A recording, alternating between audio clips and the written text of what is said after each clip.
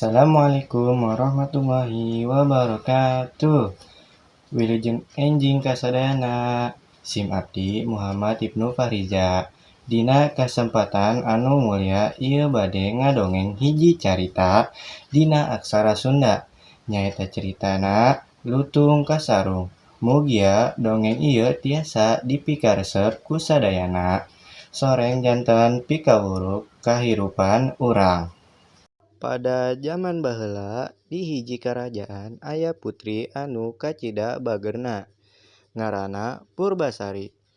Ahjeunna dipikanya ku rakyat sabab hade lampah jeung bageur hatina.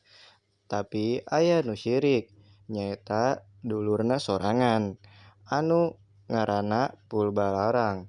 Pulbalarang henteu daek adina leuwih dipikaresep ku rakyat jeung ku raja. Ku kituna anjeunna ngarencanakeun niat goreng pikeun ngusir Purbasari. Purbasari tuluy diasingkeun ka leuweung. Dina leuweung anjeunna patepang jeung hiji lutung anu teu biasa, ngaranna Lutung Kasarung. Sanos wujudna monyet, lutung ieu sabenarna hiji satria anu keur kapunan kutukan.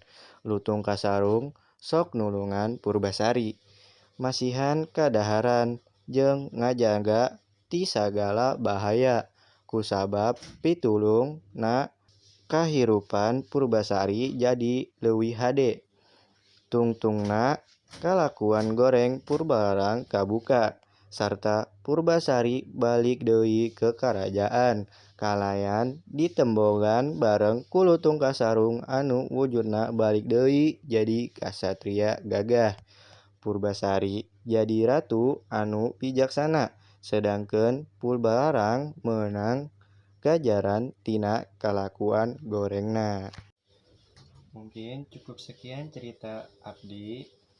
Semoga bermanfaat ka kahirupan urang. Assalamualaikum warahmatullahi wabarakatuh.